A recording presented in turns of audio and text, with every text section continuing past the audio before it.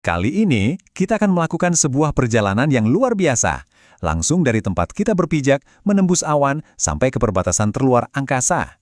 Jadi, siap-siap ya, kita akan menjelajahi lapisan demi lapisan dari selimut pelindung planet kita yang super keren ini. Pernah nggak sih, kamu lihat ke langit malam dan bertanya-tanya, sebenarnya apa sih yang memisahkan kita dari kehampaan luar angkasa yang luas itu? Jawabannya adalah sebuah perisai tak kasat mata yang ternyata jauh lebih kompleks dari yang kita bayangkan. Nah, perisai itu namanya atmosfer. Dan ini bukan cuma sekedar udara kosong loh, ini adalah sistem penopang kehidupan kita. Ibaratnya, lautan gas raksasa yang membuat semua kehidupan di bumi ini bisa ada. Terus, apa aja sih isi dari lautan gas ini? Ini mungkin agak mengejutkan ya, tapi udara yang kita hirup itu sebagian besarnya adalah nitrogen, hampir 79%.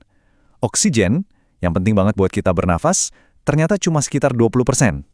Sisanya cuma 1%, campuran dari berbagai gas lain. Oke, sekarang ayo kita mulai pendakiannya. Kita akan bergerak ke atas melewati 5 lapisan yang sangat berbeda. Ada troposfer, stratosfer, mesosfer, termosfer, dan yang terakhir, eksosfer. Masing-masing punya peran uniknya sendiri. Lapisan pertama adalah rumah kita, namanya troposfer. Gampangnya, semua yang kita kenal sebagai cuaca itu ya terjadinya di sini. Lapisan ini membentang kira-kira sampai 12 km di atas kepala kita. Setiap awan yang pernah kamu lihat, setiap tetes hujan yang jatuh, setiap badai petir yang kamu dengar, semuanya tanpa kecuali terjadi di sini, di lapisan yang sangat dinamis ini. Di troposfer ada satu aturan yang sederhana banget.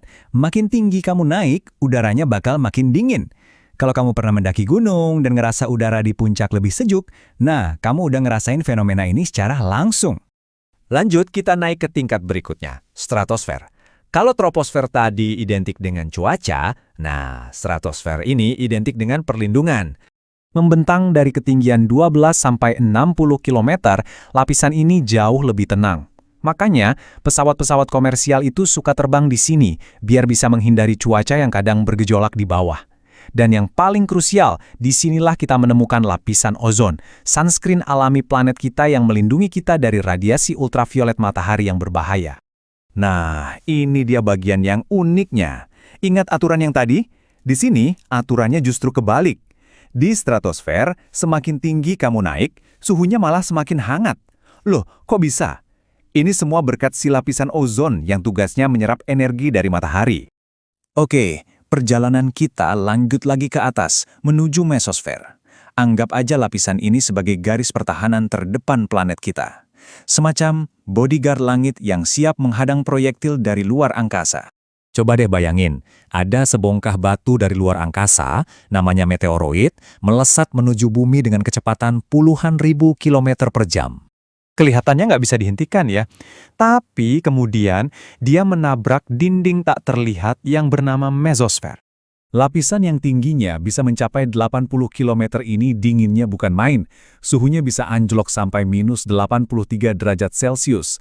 Gesekan yang dahsyat saat meteoroid itu menghantam udara super dingin inilah yang membuatnya terbakar habis, menciptakan kilatan cahaya indah yang sering kita sebut bintang jatuh. Sekarang, kita masuk ke termosfer, sebuah dunia dengan energi yang super ekstrim dan pertunjukan cahaya yang spektakuler. Setelah dari mesosfer yang super dingin tadi, siap-siap kaget ya. Di sini, di termosfer, suhunya melonjak drastis hingga 2000 derajat Celcius. Betul, ini salah satu tempat terpanas di seluruh tata surya kita. Kenapa bisa sepanas itu? Ini semua gara-gara energi matahari yang luar biasa kuat. Di ketinggian ini, radiasi matahari itu saking kuatnya sampai bisa menendang elektron keluar dari molekul udara, mengubahnya jadi partikel bermuatan listrik yang disebut ion. Nah, proses inilah yang melepaskan panas dalam jumlah besar. Dan ion-ion ini punya kekuatan yang keren banget.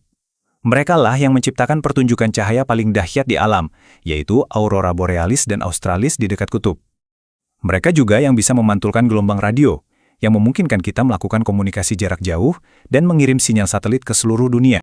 Akhirnya, kita tiba di pemberhentian terakhir kita, eksosfer. Inilah gerbang menuju luar angkasa yang sebenarnya. Di ketinggian yang sangat jauh ini, Antara 400 sampai 1000 km di atas sana, tarikan gravitasi bumi sudah mulai melemah. Cengkeramannya sudah tidak sekuat di bawah. Udara di sini udah tipis banget, partikel-partikel gasnya sangat sedikit dan jarang. Ini adalah zona transisi, tempat di mana atmosfer kita secara perlahan melebur menjadi ruang hampa angkasa. Tapi, ada satu fenomena indah terakhir di sini. Sisa-sisa partikel debu dan gas yang ada ternyata masih bisa menangkap dan memantulkan cahaya matahari. Hasilnya, cahaya samar yang menakjubkan di langit malam, yang dikenal sebagai cahaya zodiak. Jadi, begitulah perjalanan kita. Dari badai yang bergemuruh di troposfer sampai ke batas sunyi di eksosfer. Setiap lapisan memainkan peran yang sangat penting dalam sebuah perisai kompleks yang melindungi kita semua, memberi kita udara untuk bernafas, dan menjadikan planet kita sebuah oase kehidupan yang langka di alam semesta. Perjalanan kita ke atas memang sudah berakhir, tapi ini meninggalkan kita dengan satu pertanyaan penting untuk direnungkan. Setelah melihat betapa rapuh sekaligus vitalnya perisai pelindung kita ini, apa ya peran kita masing-masing dalam menjaganya agar tetap utuh untuk generasi yang akan datang?